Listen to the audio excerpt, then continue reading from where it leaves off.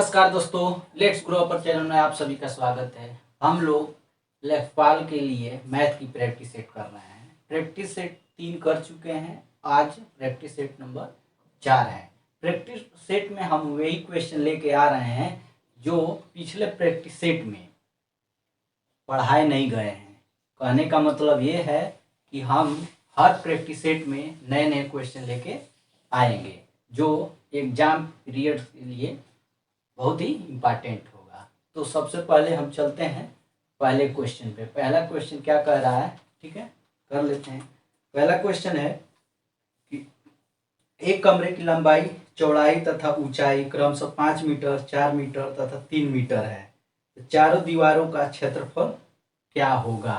ठीक, तो क्वेश्चन पूछ रहा है चारों दीवारों का क्षेत्रफल, यानी क्या क्या दिया है। देखिए, लंबाई दिया है 5 मीटर, चौड़ाई कितना दिया है, चौड़ाई दिया है 4 सेंटीमीटर, 4 मीटर, और ऊंचाई कितना दिया है, ऊंचाई आपका दिया है 3 मीटर। ठीक, तो पूछ क्या रहा है, कमरे के चारों दीवारों का क्षेत्रफल। क्या पूछ रहा है, कमरे के चारों दीवारों का क्षेत्रफल। तो हम क्या बताए थे कि कोई कमरा है, रूम है, तो वो कैसा होता है, आयताकार होता है। तो आयत का क्षेत्रफल क्या होता है, बताइए, लंबाई गुणा चौड़ाई। तो यहाँ पे क्या होगा, कमरे की चारों दीवार का क्षेत्रफल 2 कोष्ठ लंबाई धन चौड़ाई और गुणे क्या हो जाएगा, ऊंचाई हो जाएगा। अब हम क्या करते हैं, मान को रख देते हैं। ठीक है, 2 लंबाई कितना है 5, चौड़ाई 4 और ऊंचाई कितना है 3 है। ठीक है, इसको सॉल्व कर लीजिए। 2 गुणे 9 गुणे 3, ठीक है, 9 दूनी 18, 18 छत्ती 18 तिया 54, यानी 54 क्या होगा, वर्ग मीटर होगा। ये क्या है, आपका आंसर है। ठीक, अब चलते हैं दूसरे क्वेश्चन को देख लेते हैं।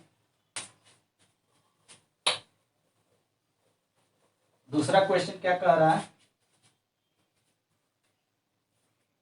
दूसरा क्वेश्चन कह रहा है किसी 2 अंकी संख्या और उनके अंकों को उलट कर लिखने पर बनी संख्या का योगफल सदैव विभाजित होगी। देखिए, हम जब पढ़ा रहे थे नंबर सिस्टम, तो उसमें इस टाइप का क्वेश्चन हम बताए हैं, इसका ट्रिक भी बताए हैं। क्या बताए थे कि कोई संख्या रहेगी और उसके अंक पलट जाते हैं। तो इस टाइप के क्वेश्चन में हम बताए थे कि अगर योगफल कह रहा है, क्या कह रहा है, योगफल कह रहा है, तो हमेशा हम क्या करते हैं, संख्या से जो संख्या दी रहेगी, पलटने पर जो संख्या आई रहेगी, उसमें हम क्या करते हैं, 11 से भाग दे देते हैं। ठीक, जैसे मान लीजिए संख्या योगफल पलटने पर योगफल कितना आ रहा है, 66 आ रहा है, तो हम 11 से कर देंगे। वहीं पे अंकों का पलटने पर अगर अंतर आ रहा है, मान लेते हैं 27 आ रहा है, तो हमेशा कहे थे कि अंकों के परस्पर बदलने पर या पलटने पर अगर योगफल दिया है तो हमेशा 11 से भाग देंगे। ठीक, अगर अंतर दिया है तो हमेशा किससे भाग देंगे, 9 से भाग देंगे। ठीक, तो इसमें कह रहा है कि किसी 2 अंकी संख्या और उनके अंकों को उलट कर लिखने पर बनी संख्या के योगफल सदैव विभाजित होता है। तो किससे विभाजित, तो योगफल है तो किससे विभाजित होगा, 11 से होगा। ठीक, अंतर आएगा तो किससे विभाजित होगा, 9 से। ठीक, आई होप कि आपको समझ गए होंगे। इसका क्या होगा आंसर, 11 होगा। चलिए अब नेक्स्ट चलते हैं।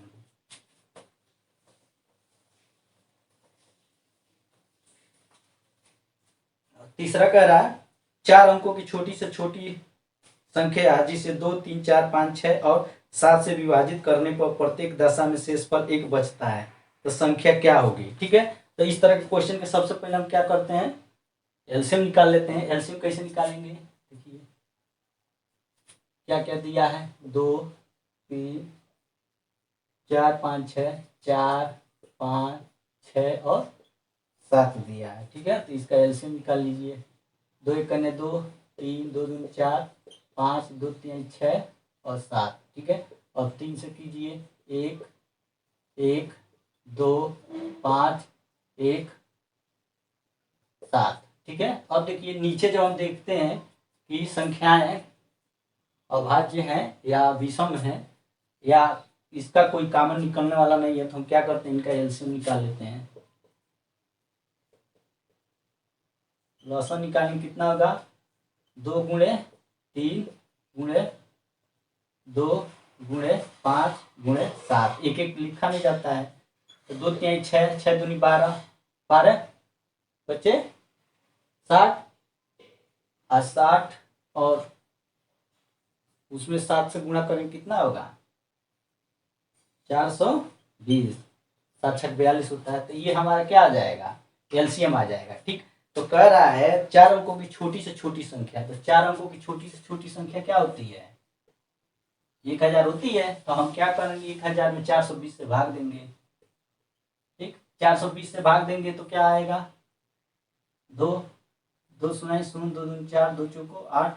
ठीक है, अब घटाइए, यहाँ पे कितना बचेगा, 0, 10 में 4 गया 6, यहाँ पे कितना होगा, 1 होगा।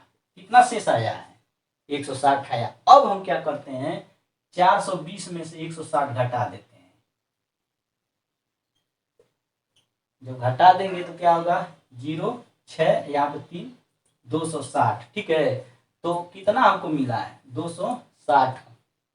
अब 260 मिला है तो कह रहा है इसमें लास्ट में कि प्रत्येक दशा में शेषफल 1 बचता है।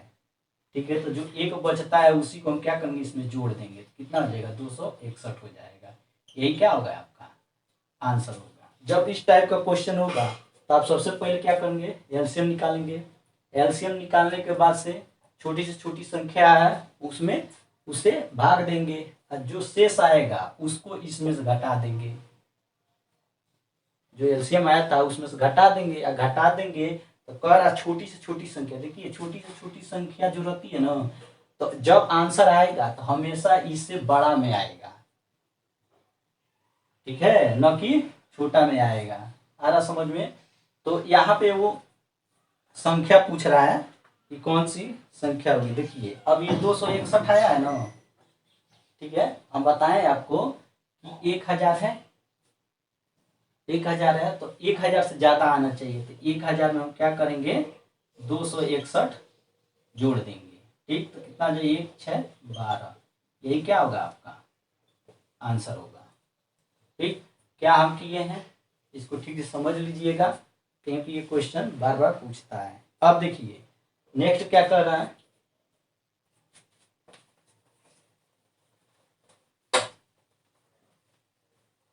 नेक्स्ट कह रहा है क्वेश्चन कि एक परीक्षा में 40% छात्र गणित में अनुत्तीर्ण हो गए हैं, 30% अंग्रेजी में अनुत्तीर्ण हो गए और 10% दोनों में अनुत्तीर्ण हो गए।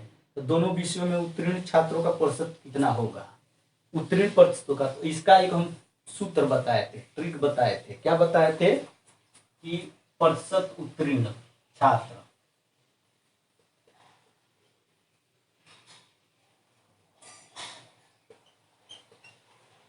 ठीक, प्रतिशत उत्तीर्ण छात्र क्या बताए थे, 100 माइनस प्रथम अनुत्तीर्ण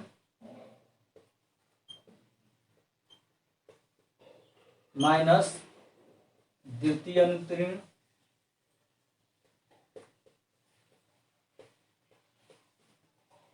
प्लस दोनों में अनुत्तीर्ण।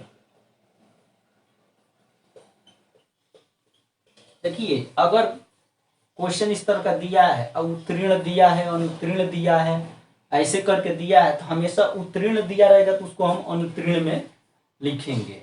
ठीक है, और जो अनुत्तीर्ण रहेगा तो उसको हम वैसे के वैसे ही रखेंगे। अब देखिए यहाँ पे क्या है, 100 माइनस प्रथम कितना है अनुत्तीर्ण, ये सारे अनुत्तीर्ण में है तो इसमें चेंज करने की जरूरत नहीं है।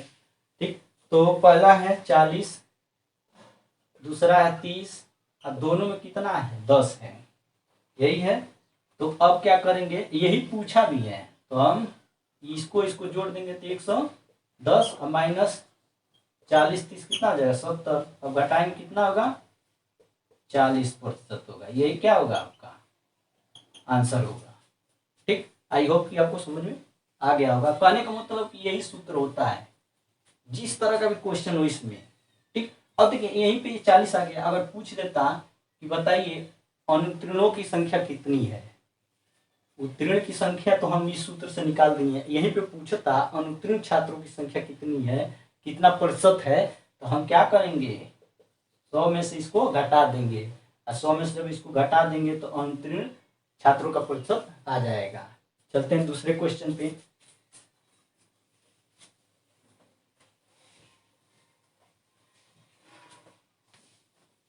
ठीक है, दूसरा क्वेश्चन क्या कह रहा है, नेक्स्ट क्वेश्चन है कि यदि कोई खुदरा विक्रेता एक शर्ट को 2350 रुपये में बेचता है और उसे 6% हानि होती है, यानी जब 2350 रुपये में बेचता है तो उसे 6% की हानि होती है, तो उसे 6% लाभ कमाने के लिए किस मूल्य पे बेचना होगा। ठीक है, इस तरह के क्वेश्चन का एक ट्रिक होता है। कौन सा ट्रिक होता है, x इंटू लाभ प्रतिशत बटे हानि प्रतिशत। अब इसी पे रख देना है, तो कितना में बेच रहा है, कितना है x 2350, लाभ कितना है 6%, तो उसका हो जाएगा 106 अपान हानि कितना है 6% की हानि है, तो क्या हो जाएगा 94 हो जाएगा। ठीक, ये कैसे आ रहा 94, 6% का तो 100 में से हमेशा हम माइनस करते हैं, लाभ होगा तो हमेशा 100 में प्लस करेंगे। तो यहाँ पे देख लीजिए क्या होगा, 2 पचे 10, 2 3 6, 2 चौको 8, 2 सत्ते 14। ठीक है, अब इसका गुणा करेंगे कितना बार कटेगा 5 बार में।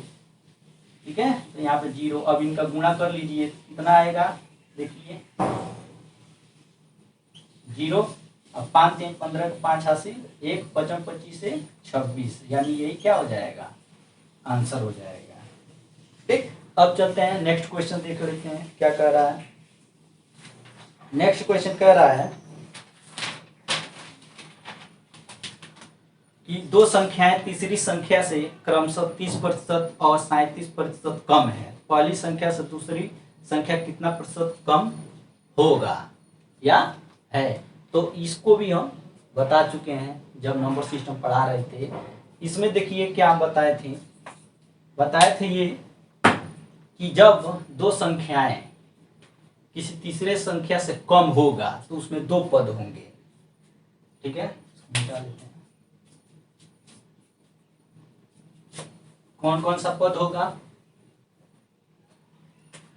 एक होगा प्रथम पद, एक होगा द्वितीय पद। ठीक, तो इसमें प्रथम पद कितना दिया है, प्रथम पद दिया है 30%, क्या है ये कम है, तो 30% जब कम है तो हम क्या करेंगे बताइए 70% लिख देंगे। ठीक है, और दूसरा पद कितना दिया है 37%, तो 37% का क्या हो जाएगा, घटाएंगे 100 में से क्या हो जाएगा 63% हो जाएगा। तो हम बताए थे इसी टाइप का अगर क्वेश्चन पूछ रहा है, किस टाइप का, कि दो संख्या तीसरी संख्या से कम है, तो इसके लिए हम बताए थे कि जो द्वितीय पद होगा वो पहले लिखा जाएगा। ठीक है, तो देखिए प्रतिशत कम, ठीक है, इसका क्या हो जाएगा द्वितीय पद अपान प्रथम पद। ठीक, गुणे क्या हो जाएगा 100 हो जाएगा। बताए थे अगर यहीं पे अगर देता अधिक है, इतना इतना पहला पद दूसरा पद, जैसे दो संख्या है तीसरी से अधिक है, तो उसमें हम क्या करते हैं पहले पद को सबसे ऊपर लिखते हैं और दूसरे पद को नीचे, लेकिन यहाँ पे कम है तो इसमें क्या करेंगे, प्रथम पद को नीचे लिखेंगे, देखिए, और द्वितीय पद को ऊपर लिखेंगे। तो चलिए रख देते हैं मान। द्वितीय पद कितना है 63% और प्रथम कितना है 70 है। ठीक, अब इनका गुणा कर दीजिए, तो 1 से 1 जीरो काट दीजिए, यहाँ क्या जाएगा 7 9 63, यानी क्या होगा 90% कम होगा। ठीक, समझ में आ रहा है कि नहीं आ रहा है? ठीक, देखिए जिस तरह से का हम प्रैक्टिस करा रहे हैं, ठीक है, किस तरह का कि कोई भी रिपीट क्वेश्चन नहीं आ रहा है, अलग अलग प्रैक्टिस सेट में अलग अलग क्वेश्चन है। तो आप कमेंट करके बताइएगा कि ये जो मेथड हम कर रहे हैं, जिस मेथड से हम लगा रहे हैं, नए नए क्वेश्चन लेके आ रहे हैं, ये सही है कि नहीं है। अगर आप कमेंट करेंगे तो हम उसमें इम्प्रूव भी करेंगे। ठीक, हमें इस नज़रिए से देखना है कि ज़्यादा से ज़्यादा क्वेश्चन हम प्रैक्टिस सेट में ही कर लें और वो भी ट्रिक के साथ करें, कम समय में हो जाए। ठीक है, अब चलते हैं नेक्स्ट क्वेश्चन भी देख लेते हैं। ठीक है, नेक्स्ट क्वेश्चन क्या है,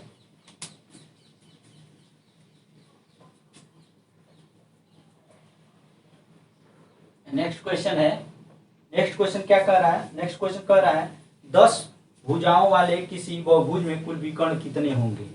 बहुभुज में विकर्ण कह रहा है, ठीक है, तो हम बताएं कि इसके लिए सूत्र क्या होता है। विकर्ण की संख्या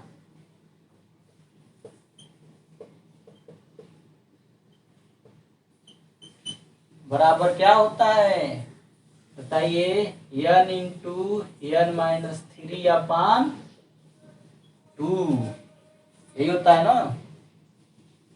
ठीक है, तो अब सॉल्व कीजिए, क्या हो जाएगा, n क्या है, भुजाओं की संख्या है। भुजाओं की संख्या क्या दिया है, 10 दिया है 10 भुजाओं वाले, तो हम 10 लिख लिए, गुणे, अब n है तो 10 ही तो होगा, -3 अपान 2, यानी 10 गुणे कितना हो जाएगा 7 अपान 2, तो 70 अपान 2 इक्वल टू 35। ठीक है, कितना आएगा 35 विकर्ण होंगे 10 भुजाओं वाले बहुभुज में। आया समझ में? अब चलते हैं नेक्स्ट क्वेश्चन देख लेते हैं।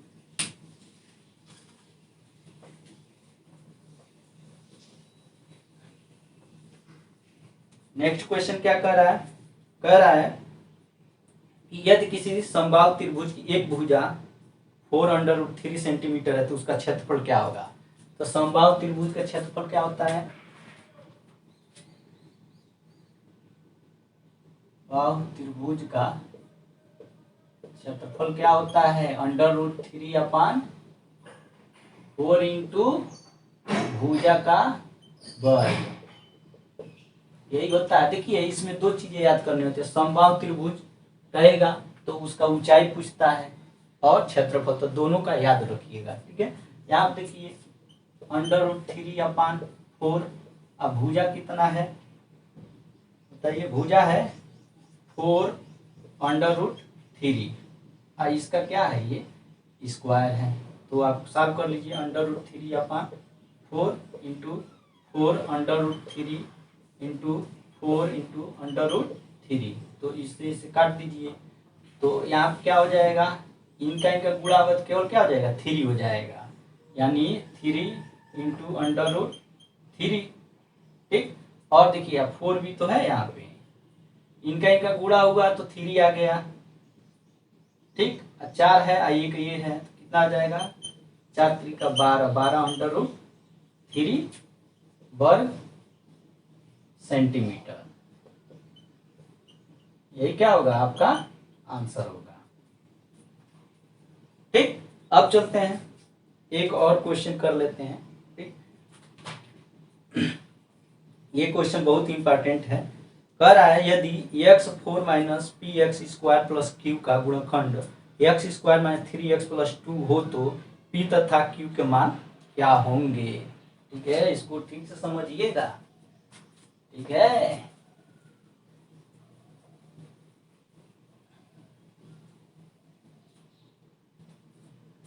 नहीं तो इसको हम कल कराते हैं। ठीक है, आई होप कि आपको ये सारे क्वेश्चन समझ में आ गए होंगे तो लाइक कीजिए, शेयर कीजिए और सब्सक्राइब करना ना भूलिए। धन्यवाद।